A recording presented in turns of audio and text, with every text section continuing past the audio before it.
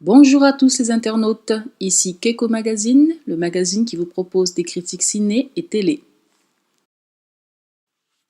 The Returned, saison 1, épisode 3, série disponible sur Netflix en France et sur A&E aux États-Unis. Alors j'ai fait un petit peu de recherche et donc je me suis rendu compte que le créateur de la série ou le showrunner, celui qui s'occupe de produire la série, c'est le producteur de Lost. Et donc ça m'inquiète un petit peu. Donc mon enthousiasme des deux premiers épisodes a été nettement calmé quand j'ai appris ça. Mais bon, pour l'instant, ça tient toujours la route, c'est toujours bien. Et donc on continue avec notre histoire de ces revenants, des gens qui reviennent 4 ans après leur mort. Alors cette semaine, on a eu l'épisode qui s'appelle Julie.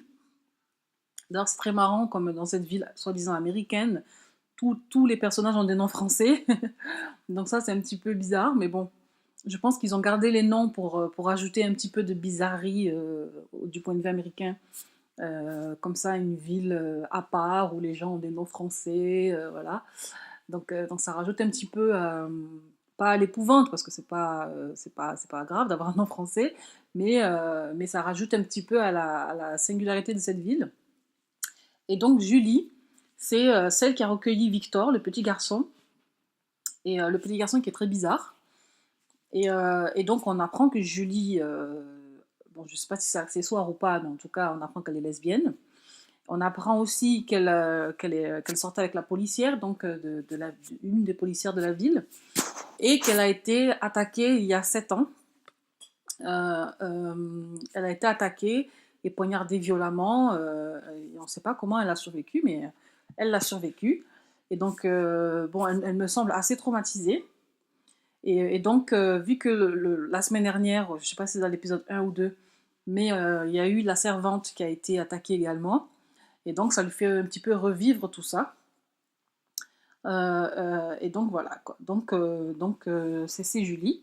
Et donc elle a recueilli Victor, donc elle a croisé Victor dans la rue, et elle l'a recueilli parce qu'elle pensait qu'il était peut-être perdu ou qu'il avait besoin de, de quelque part où dormir en fait, hein, il était seul dans la rue. Et donc ce petit garçon ne parle pas, il n'a pas encore dit un seul mot depuis le départ. Et donc là, on se rend compte qu'en fait, il est bon. On sait toujours pas qui il est ou qu'est-ce qu'il est, mais il m'a l'air un petit peu bizarre. Et à la fin de l'épisode, alors spoiler, hein, si vous n'avez pas vu l'épisode, je répète, ces critiques que je poste sur ma chaîne sont des critiques spoilers. Donc je vous encourage à aller voir The Return épisode 3 avant d'écouter ça. Et donc on se rend compte qu'à la fin de l'épisode, il va chez la voisine qui est complètement tarée, qui passe son temps à surveiller ce que fait Julie, et qui a menacé Julie devant le petit garçon d'appeler les autorités car elle pense que le petit garçon a été adopté de manière illégale. Et donc, elle dit je vais appeler la police. Et donc à la fin de l'épisode, on voit le petit garçon qui est laissé seul par Julie, qui allait faire un peu de course, et donc qui va dans l'appartement de la voisine. Euh, il y a une musique un peu qui fait peur, donc on se dit il va la tuer, qu'est-ce qu'il va lui faire? On ne sait pas, donc on saura la semaine prochaine, en espérant que cette fois ils nous mettent l'épisode mardi, parce que la semaine dernière ils nous ont fait attendre 2 semaines pour cet épisode, donc j'espère bien qu'ils vont continuer à bien nous mettre les épisodes chaque semaine. Alors apparemment, aux États-Unis, en fait, il y a dû avoir une déprogrammation, ça arrive souvent. Et donc, je pense que ça doit suivre la diffusion des États-Unis. Donc, si les États-Unis ne diffusent pas l'épisode, ben, nous, on n'a pas l'épisode non plus. C'est comme ça, hein, on est complètement à la merci des États-Unis au niveau des séries, parce que simplement, c'est eux qui mettent l'argent et c'est eux aussi qui font le plus d'audience, vu que, bon, il y a 300 millions d'Américains, il y a seulement 60 millions de Français. Donc, à choisir, les producteurs privilégient plutôt le marché américain. Donc voilà. Alors donc, qu'est-ce qu'on sait de cette série pour l'instant? Alors on sait que les gens décédés sont revenus. Le petit garçon, on ne sait pas qui il est, on ne sait pas qu'est-ce qu'il est. mais personne ne le cherche. Il n'a pas de famille. Donc ça, c'est un petit peu bizarre. Alors moi, ma théorie, parce qu'en plus, ils mangent tous beaucoup.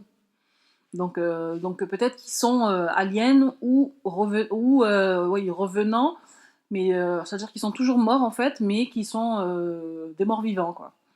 Alors ma théorie, c'est ça. Ils sont tous morts vivants. Et donc ils vont pas, non seulement ils sont revenus maintenant, mais ils vont pas changer.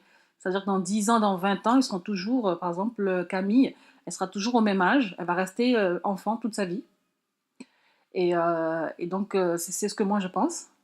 Et je pense que le petit garçon, ça doit être soit Dieu ou le diable, l'un des deux. Je pense que c'est plutôt le diable, vu le comportement un peu creepy, un peu effrayant qu'il a. Et donc voilà. Donc ça, c'est ma théorie. Je vous encourage à mettre vos théories dans les commentaires dans la vidéo en dessous. Et donc on verra, on comparera les notes à la fin au moins de la saison 1 et puis on continuera la saison 2, j'espère. Mais en tout cas, l'épisode était peut-être... Alors oui, il y a une chose que j'ai pas trop aimé dans cet épisode, c'est le personnage suivant, en fait, parce que maintenant j'ai compris que le mécanisme de la série, c'est que dans chaque épisode, on rencontre le personnage suivant. Donc par exemple, dans l'épisode de Camille, on a rencontré Simon.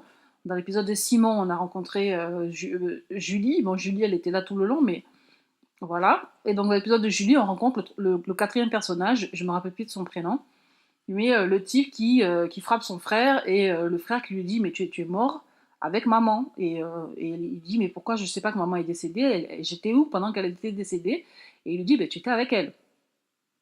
Donc on comprend qu'ils sont morts tous les deux dans un accident de la route sûrement, qui se sont fait renverser par le camion, etc. Ou qu'ils étaient dans le camion, le camion le car scolaire, je sais pas du tout.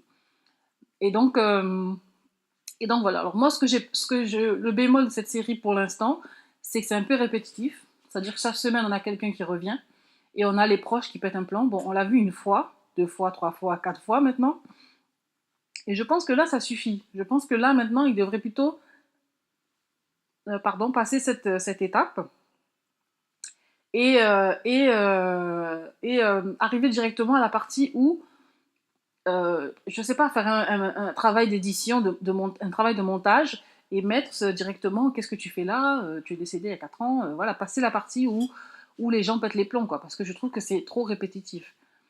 Donc voilà, c'est le seul bémol que j'ai eu à cet épisode, c'est-à-dire que la personne voit la personne de sa famille qui est décédée et pense que soit c'est un revenant qui a des visions, ou va se cacher, ou la prendre dans ses bras, ou enfin, il y a toujours un truc comme ça. Et c'est vrai que c'est à chaque fois des moments assez émouvants parce qu'on se met à leur place, surtout si on a perdu quelqu'un de sa famille, on se met à leur place, qu'est-ce qu'on ressentirait si on revoyait cette personne qui nous est chère, qui est partie, marcher, enfin, revenir comme ça dans la maison, comme si de rien n'était. Donc c'est vrai qu'à chaque fois ça marche, mais je les préviens un petit peu avant que ça n'aille trop loin, si vous voulez, donc avant que ça soit trop répétitif. Pour l'instant ça va encore, mais je pense qu'au bout du 17e épisode, tout le monde en aura marre de voir les gens péter des plombs. Donc je pense qu'il faut trouver un autre moyen de, de contourner cette fatigue. Donc voilà. Donc l'épisode, je lui mettrai un 7 sur 10, un peu moins bien que les 2 premiers, mais l'histoire continue, on verra.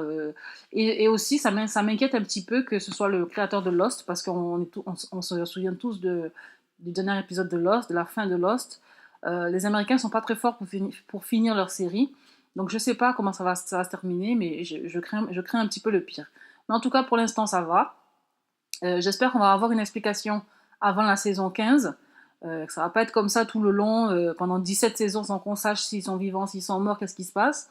Comme Lost, par exemple. Donc voilà. Donc 7 sur 10.